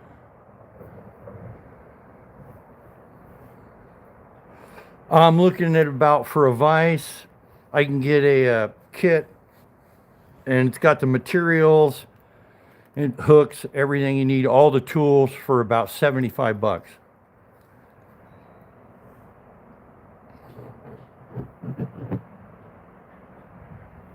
I have a big one.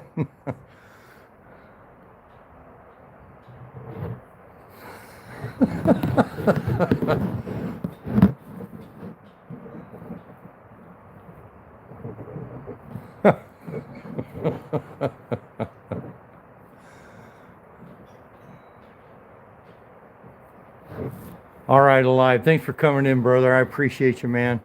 Thank you so much, brother. And that big old boy out there just showing off.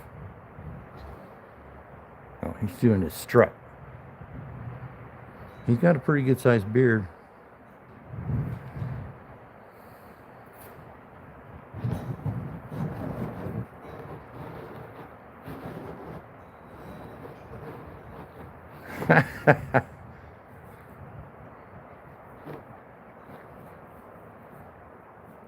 My quad balls. That's pretty good, man. That's pretty good shit right there.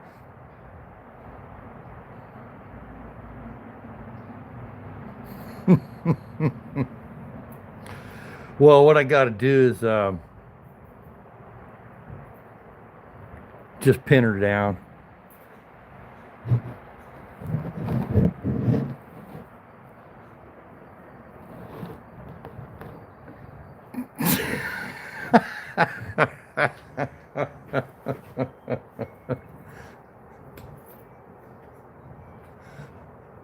You guys are hilarious, man. Yeah, I'm hearing a bunch now that I've never seen before. I thought I'd seen them all, but nope.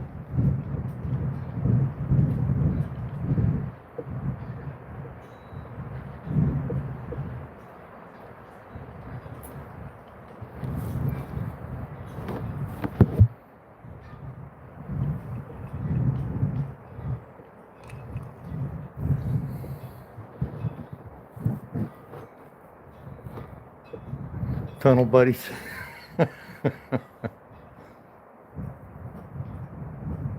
All right, guys, give me 2 minutes. I got to make another cocktail. Hey, buddy, what's going on, bro?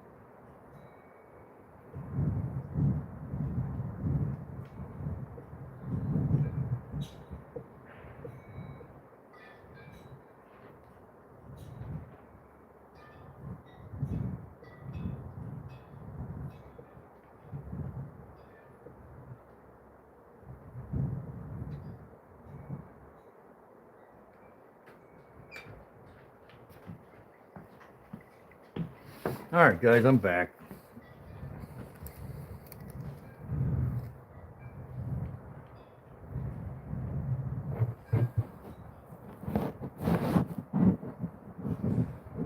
I am friends with a load of Scottish guys. Oh, shoot. cigarettes up there? Oh, there they are. I absolutely love the the sense of humor that the people in Scotland have, and you know, in general, people in the UK have an awesome sense of humor. There's a lot of people in the United States. If I chatted with them like I do with you guys from Scotland, the UK, and even parts of Europe, oh, and Australia too, they got a really good sense of humor. But people in America would be offended.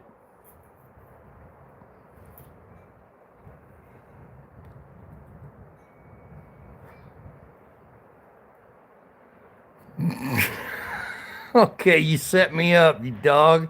It's like being dumb and Phil McCracken. Well, I got some Irish guys too. You know, I got Gerald Fitzpatrick and Patrick Fitzgerald.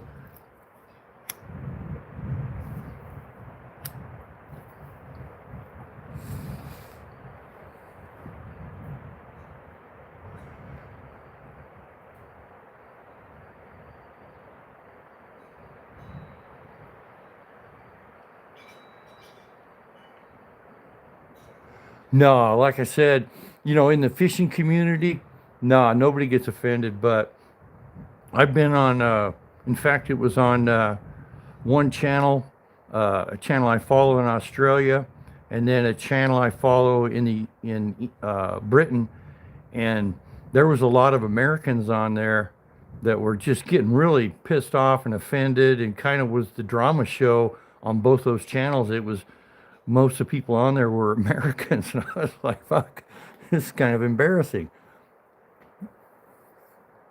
I don't get offended either.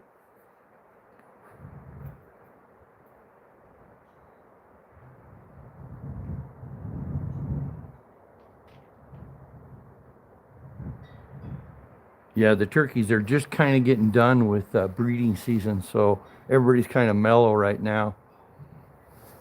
But for the last couple of weeks, man, they just been raising hell back up in the woods.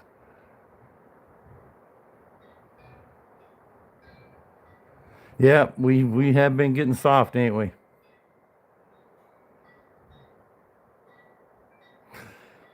Most are pretty polite. Yep,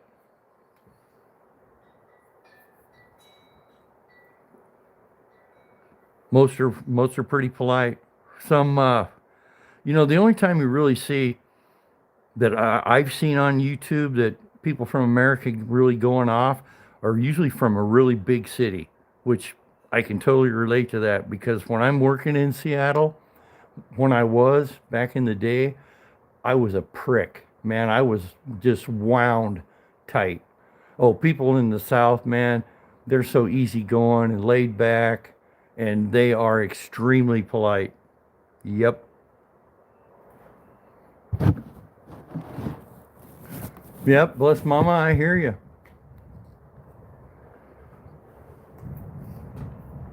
I don't get offended either. You know, even if people talk about me, it's none of my business what other people think about me, right?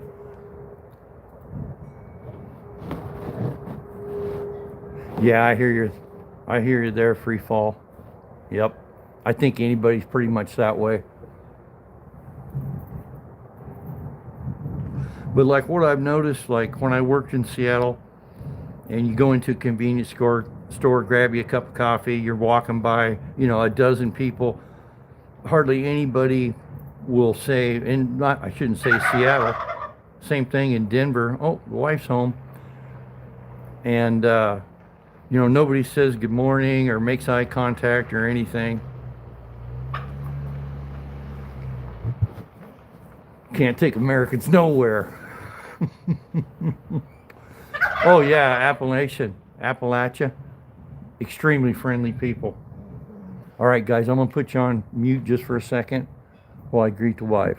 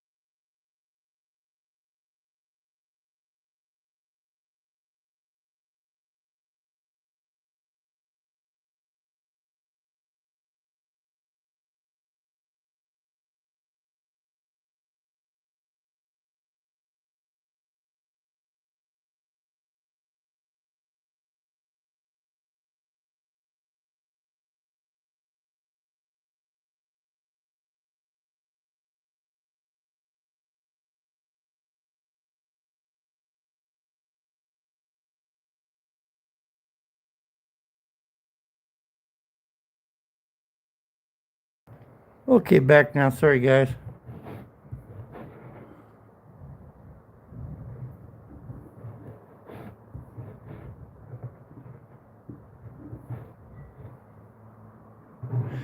Yeah, it's just people in big cities, man. When I'm working over there, I'm a totally different person than when I'm here. Yep, that was my wife.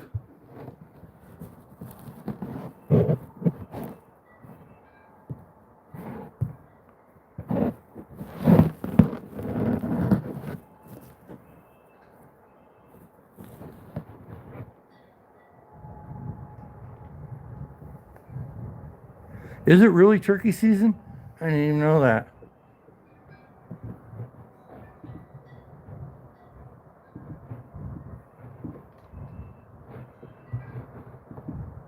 I'm getting caught up on chat. Sorry, guys.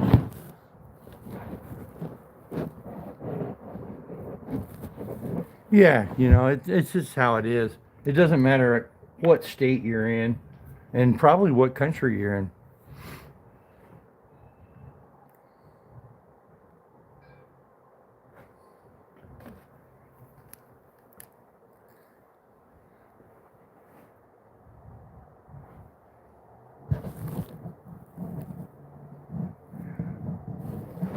Opening season there.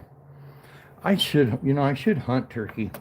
I mean, I won't hunt the ones in my yard, but I can go up here on this Forest Service land and hunt them, which would be the same turkeys that come down to my yard. So I know where there's a lot of places though where there's a lot of turkey.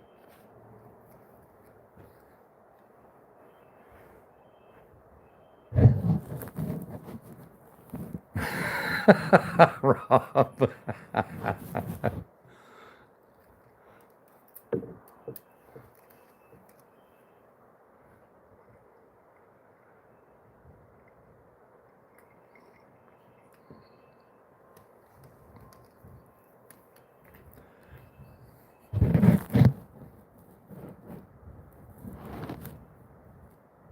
Yeah, that's how it is. Up here in my neighborhood here, everybody waves. Everybody's friendly. You'll have people coming off the highway and ask for directions, and I always give them good directions. And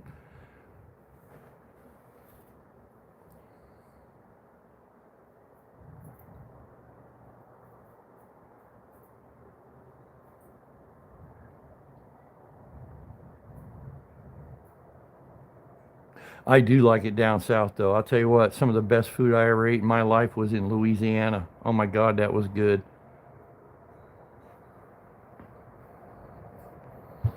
My dad's side of the family, we're from down south. I was born in Fort Smith, Arkansas, but we moved when I was pretty young. I don't remember anything about it.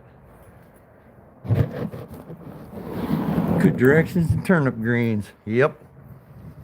If you don't have turnip greens, you can always go down on the river, pick some poke salad.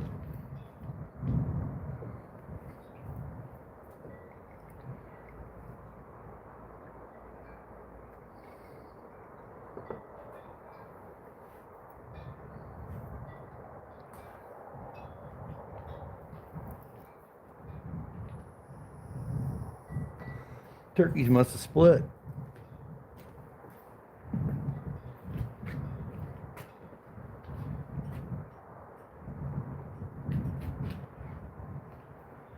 Yep, they did. They left.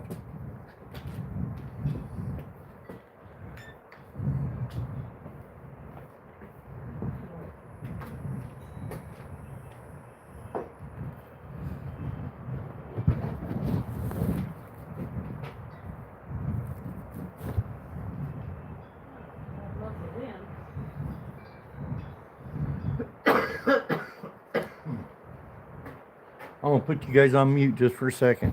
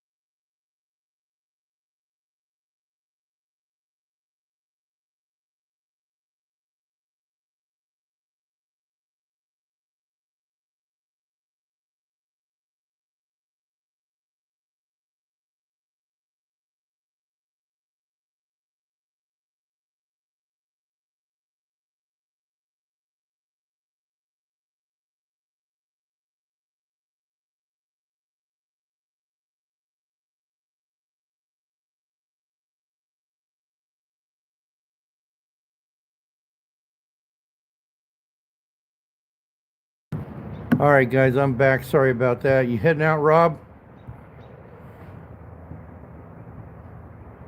Well, thanks for coming in, brother. I appreciate it, man. Oh, deep fried okra is good shit.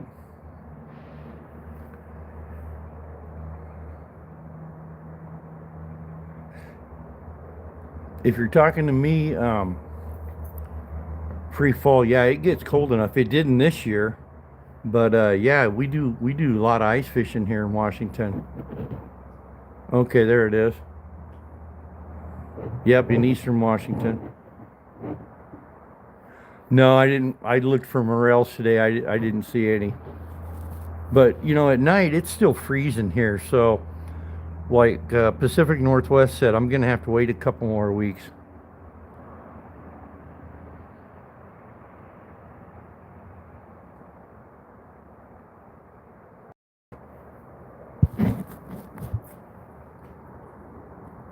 Yeah, in fact, at Sullivan Lake that I love to fish, way up in the northeastern corner of Washington State, they got burbot in there, and that's what we do is we fish for those lingcod through the ice, and those are nice fish. Those are excellent, excellent table fare.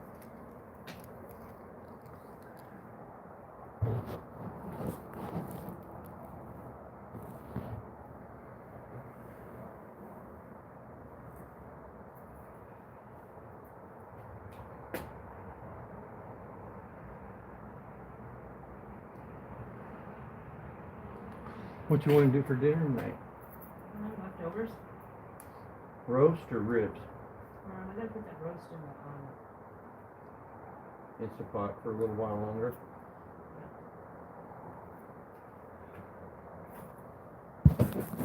I think they do too because they're so much firmer in the wintertime. I absolutely agree with that. Yeah, the only thing that sucks about ice fishing that particular lake is I don't get service up there, but this lake over here in Ellensburg, that's 45 minutes from me, it it gets it ices over, and they ice fish it, but it didn't do good this year. Uh-oh. Oh, what? glitch in the matrix. Yeah, I think fish in the wintertime or through the ice are the best eating, especially when once the water gets about 70 degrees. Yeah, I don't like to eat them at all.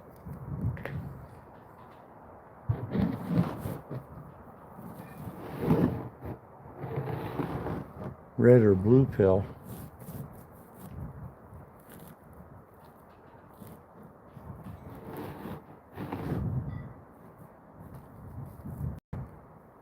Oh, the Matrix.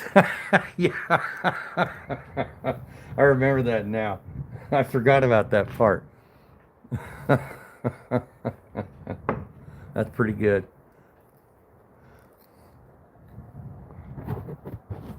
Run, what's going on, brother? Yes, take the one that gets me out. Good to see you, Run, buddy. Another Washington resident.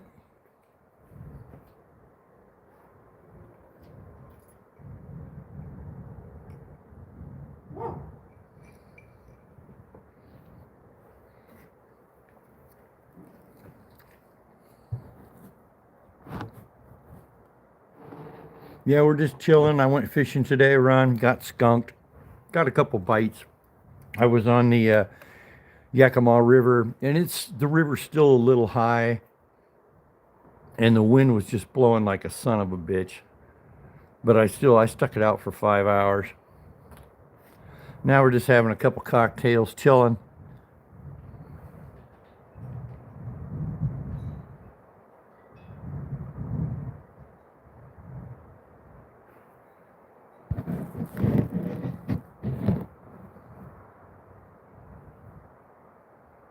Yeah, it did. That's what it did over in Ellensburg today. Too. Actually, Cle Elum is where I was fishing on the Yakima. It was this morning. It was there was a slight breeze, and it was overcast, and then it like you say, it burnt through, and then the wind just picked up, and I was having to wait, a couple minutes for a little lull in the wind so I could do a roll cast. Ben?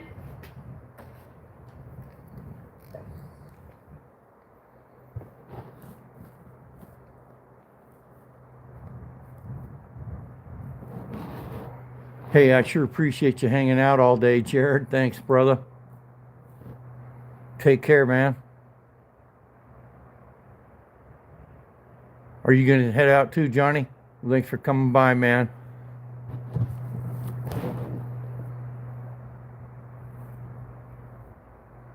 Oh, you're talking to Run. Okay, John, never mind. Sorry.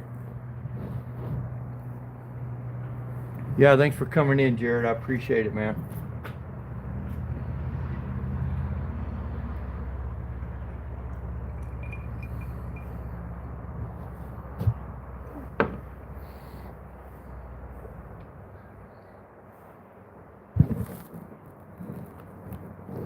Oh, it's peaceful as hell.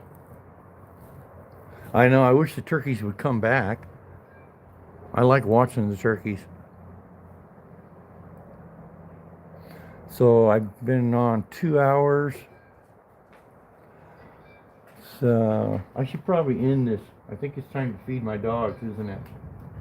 I'm not sure. 4 o'clock? Yeah, pretty quick. I mean,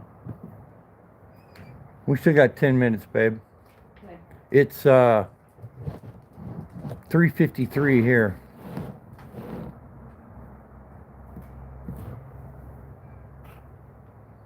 I gotta feed my dogs in about 10 minutes.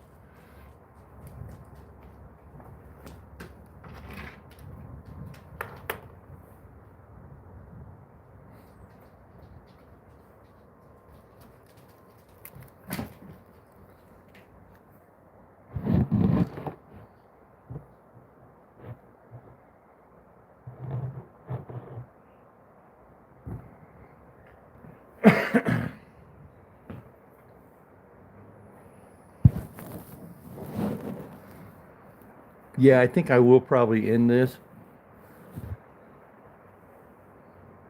Let everybody say goodbye. Thank you guys so much, all of you, for coming and hanging out. I sure appreciate it.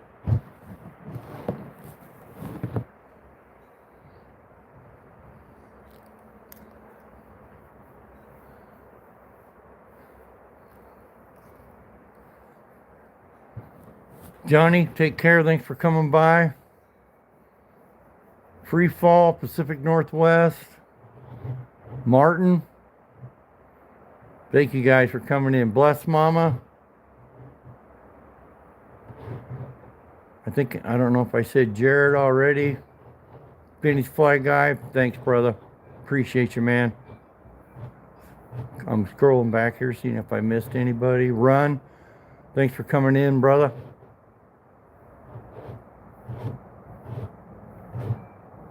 I think I got everybody.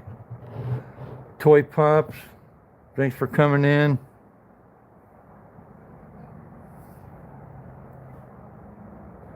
You guys too, man. You guys be safe. Eartha, what's going on? Yep, I'm just ending it. But thanks for coming in. I appreciate it.